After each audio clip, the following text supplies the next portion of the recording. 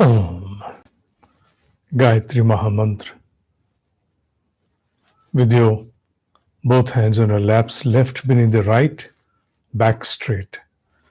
Om Bhuri Bhuvah Swaha Tatsaviturvarenyam Bhargo Devasya Dhimahi Dhiyo Yona Prachodayat. We are today upon the 9th part of this ongoing series of mystical Gayatri Mahamantra under the Saturday Sattva program.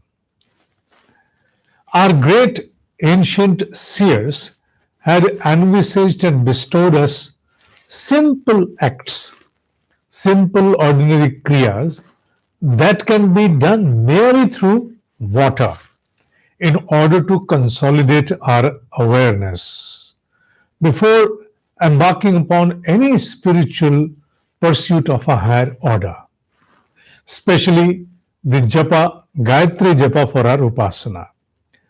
These simple kriyas have only one single objective. And what is that? To facilitate the awareness roll back inward. These kriyas, these acts, kriya means act, these small acts, small ritual, they bring us upon the flow of this ongoing movement of now, this present movement. In the last episode, two such kriyas were brought to your notices, namely the purification and the achman. And now we move on to the next ones. The kriya that we are going to take up right now is for the purpose to raise your awareness to a higher order. It's all about awareness. Who has to perform the japa? Your awareness. Who is going to benefit out of the energy of the japa? Your awareness. And subsequently, the outcome of your evolved awareness is going to be in the form of your perceptions, decisions, and so on and so forth. So, before immersion into the spiritual pursuit of japa, it is mandatory that in order to have transactions with the cosmic mind, the level of preparedness has to be of the highest order. Highest order. So now these transactions are with the cosmic mind. They benefit us in the mode of our clarity in thoughts, meaningful imaginations, understanding and trying to decipher the intuitive inputs. And of course, yes, the subtle dimension renders a lot of inspiration to us during moments when there is great pressure, distress, with special reference. For this, we perform a very special kriya known as the Shikha Vandan. Shikha means the summit, the highest top of any peak. That is termed as the Shikha, the Shikhar. So this is Shikha Vandan, paying obeisance, recognizing, paying respect, or rather making yourself aware about the summit, the subtle region of that summit within our own body. Although it is the part of our yogic anatomy, yet its location can be very easily spotted externally on the physical dimension as well. It's a special subtle region within a head, which is also known as Bindu Chakra. It's right over here. If I'm pinpointing, you may not be able to see the exact point, but it's right here. The point where from you can approximately understand as if the pivot, it's sort of a pivot over here, this centrifugal point over here, that is the place for the Shikha, the summit. Now, the understanding goes that our communication with the cosmic mind to and fro, it transpires through this subtle region of Shikha. Now, this highly important subtle center in our physical body is, in a way, a receiver and a transmitter of our communication with the cosmic mind. It's all about connectivity, isn't it? And the importance of connectivity is very well understood in the physical dimension as well. Our gadgets, especially the one which is today the platform for everything, it all renders most of its functions crossing all boundaries through connectivity. So the same transpires in the subtle dimension within us through this subtle center that we term as Shikha. Shikha Bandhan is a kriya, it's an act, it's a ritual to draw our awareness with intensity. The awareness has to be very intense upon this subtle center in order to ensure that our communication with the cosmic mind remains clear and uninterrupted, devoid of any packet loss. If I may use the word from the technical terms that people use, it's the loss of packet loss. There is no loss of packet loss. All manifestation from the cosmic mind in any form may be absorbed by my understanding with clarity and speed. I should be able to convey with clarity the seeking. I should be able to absorb with clarity and speed the sought. Now, this Bindu Chakra, as it is termed in the Shastra, Bindu Chakra, commonly known as the Shikha, in common parlance known as the Shikha, which means summit in the English, for the purpose of its higher significance, a special observation was kept by the people during earlier times. Even now today, especially the Brahmins, they do observe, not all of them, but mostly those who are engaged into ritualistic order, they try to retain the presence of this Shikha on their own head. Now, how is it done? This special observation is practiced through a crest, a small, a grown string of few hairs. You grow few hairs, a few strings of hairs, and then tie a knot upon them. That may appear to be odd to few, but it holds a very high significance when it comes to the parlance of awareness. In the realms of awareness, these small observations matter a lot. They matter a lot. However different they may appear to you, however, you may say this seems to be very different and typical kind, but no, they hold a very important significance in the realms of our awareness. The only purpose, the primary purpose, I would say, for such an observance was to remind one's own self about the special significance of the transactions with and within the cosmic mind. That anything and everything that I perceive, I think, I contemplate, I seek, I ponder upon, I ideate, I envision, I imagine, I think, is going to transpire through a communication with the cosmic mind. So, therefore, this held a very special significance, so that I am reminded every moment while thinking, for my decision making, that this subtle region is the one that connects me to the cosmic mind, and I must seek clarity with speed at all times when it comes to draw understanding. So it may take a while for the new ones who have come across these particular rituals to absorb it. But for those in India who have been born and brought up in India, very well understand the details of this particular Shikha, this observation. Under this Kriya, we perform it by taking some water, because water acts as the medium to absorb our intention and then project it upon us or convey it to us the way we want. It acts as the intermediary in the gross form.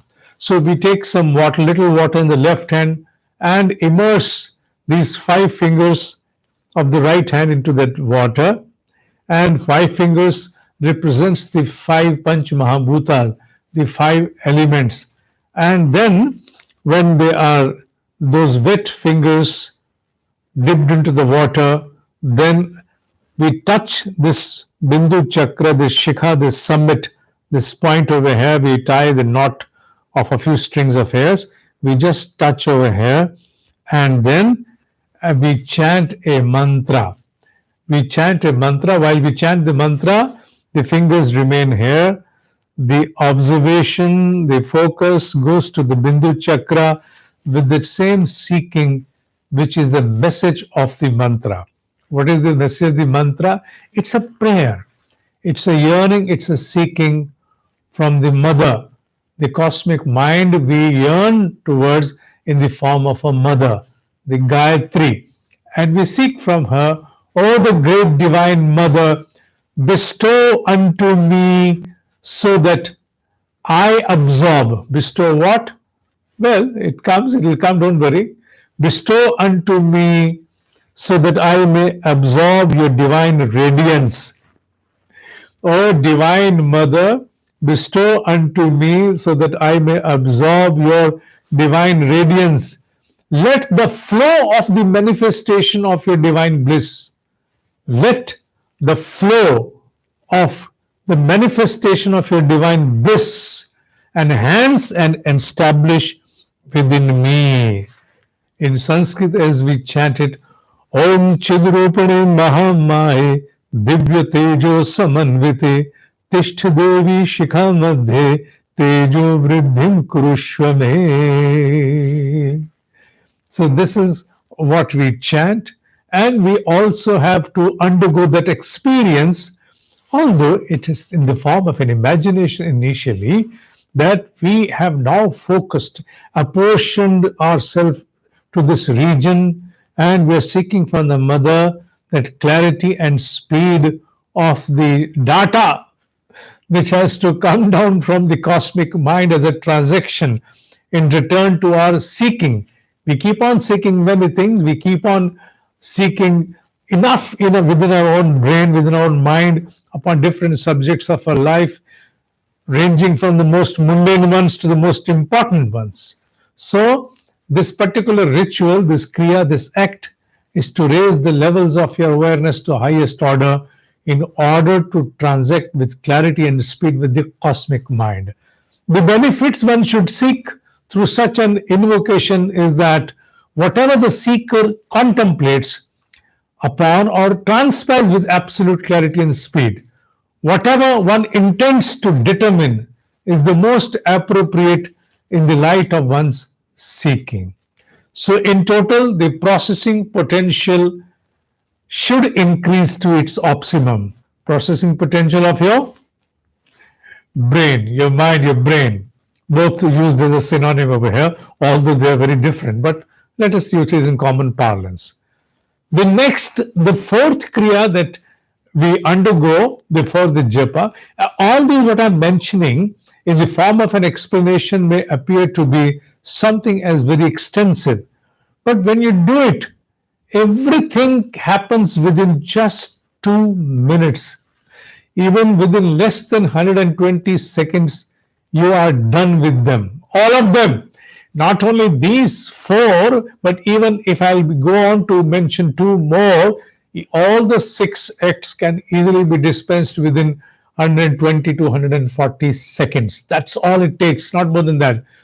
For the purpose of explanation, it may take time, but once you understand it and you enshrine the understanding within yourself, it goes on like that.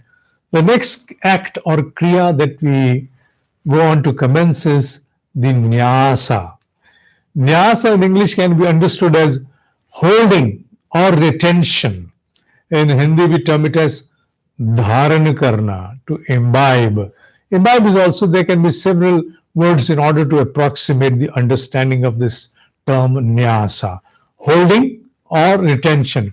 Holding a special virtue of purity within our sensorial drivers. The sensorial drivers that transact business of our lives inward, outward.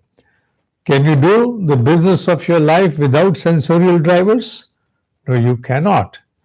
The outward business of the life is to commence, is to be dispensed by the sensorial driver.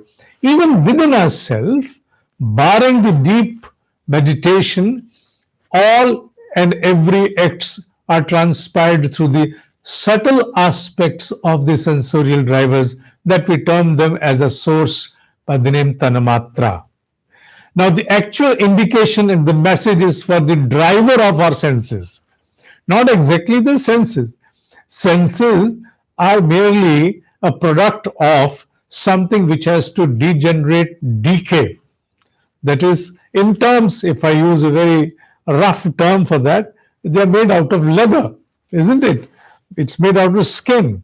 It's made out of the mutable body, which is undergoing mutation every moment, isn't it?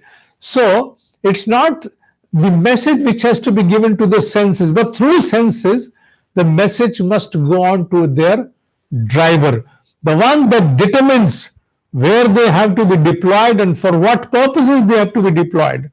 This observation moves inward as a reverse signal from outward to inward. This particular kriya, act or ritual is a message to your own self, although you perform it outwardly, but it's a reverse signal going inward. To whom? One who determines where they have to be deployed. Now, nyasa is a kriya, an act or a ritual. It's a direct message to the determining authority of these senses that now I am going to embark upon a pursuit of a higher order. Therefore, instill all discipline at all ends. Pin drop silence, children, no noise. For now there shall be no room for any unmindful wandering towards any seeking of allurements. This kriya, this act, this ritual prohibits and purifies all sensorial drivers before an important act, before entering into an important act, which is our Upasana Gayatri Japa. To perform this kriya, we take a little water in the left hand, again, the same water which absorbs our intention. And after taking little water in the left hand, we again dip our 5 fingers representing 5 elements and then proceed on by touching our sensorial drivers one by one. Here, here, here, here, to the arms and to the legs even. So it's not only the mouth, the nostril, the ears, the eyes, but as well as the arms and the thighs as well. So it includes knowledge oriented sensorial drivers and action oriented as well. When you take into account the arms and the legs, means action oriented. So these senses which are knowledge oriented are purified, brought to a higher order, and at the same time you also purify the action oriented sense in the form of your arms and your thighs, that is the legs. So, and this includes the entire physical body. Mere indication, not necessarily that you have to go on to even those action oriented sensory organs which are for 2 different purposes. So we are all inclusive into it. It is considered to be included. So now through these body parts, the message is injected to one's own self. The actual one, the message goes to that actual one which is all out and with all preparedness, ready to wander. Every passing second it wants to wander. It wants to wander, not wander, but wander. It wants to wander unmindfully. So the message is for that. So that it says, you don't have to conspire now. You don't have to conspire to move around unmindfully. Now you are being prepared to undergo a spiritual pursuit of a very high order. So therefore, be at ease, lie low, lie dormant, let that important activity transpire at the depths of your existence so that the serious business can be dispensed within. And who can do so? Who can bring the order and upon whom the order has to be brought? Here, your will, strong will, has to bring order upon your wandering mind. So it's a kind of an alarm, a premonition raised to the mind to now discipline yourself. Sincere, accomplished, sincerely, if you accomplish these kriyas facilitate seamless manifestation of the flow of divine bliss and energy, taking your attention to the highest levels. If you are totally engaged while doing it, as one of the great exalted masters had mentioned, that you can learn how to focus your attention to small mundane acts that you perform in your daily life. Even if for the men, while you're shaving or brushing your teeth, if you remain absolutely focused upon that flow of those acts, you can learn how to focus and concentrate. The same goes without any gender bias even for ladies. They can concentrate while they are doing their own makeup, be there wherever they are, or whatever they do in their own kind of activities, not wandering anywhere, but trying to retain your entire focus to that act.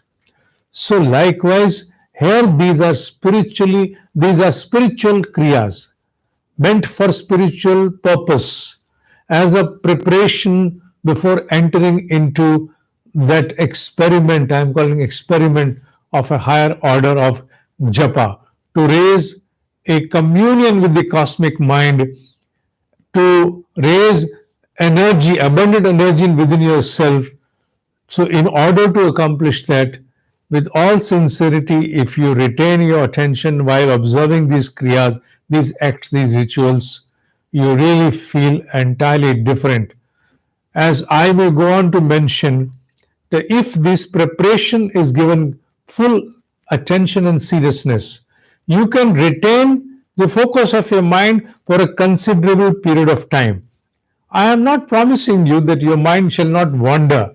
I'm not promising that to you. But yes, can be rest assured that if you do that, if you do these exercises for a considerable period of time, your attention can be retained for a considerable period of time. And even if you are able to retain your attention for a considerable period of time, now understand the kind of deep change that you shall be able to observe during that period of japa. And the difference will be apparent, can be deeply felt the moment you are done with that. You'll feel the difference within yourself, in your eyes, in your mind, the kind of harmony which has percolated down deep into you, the light, the lightness within you, the kind of confidence that you'll feel within yourself will be entirely different. So, there are two more kriyas to be mentioned, and that we shall take up in the next episode of this ongoing series under Saturday Sattva upon mystical Gayatri Mahamantra. ओम ही सत्य है, ओम ही सत्य है, ओम ही सत्य है.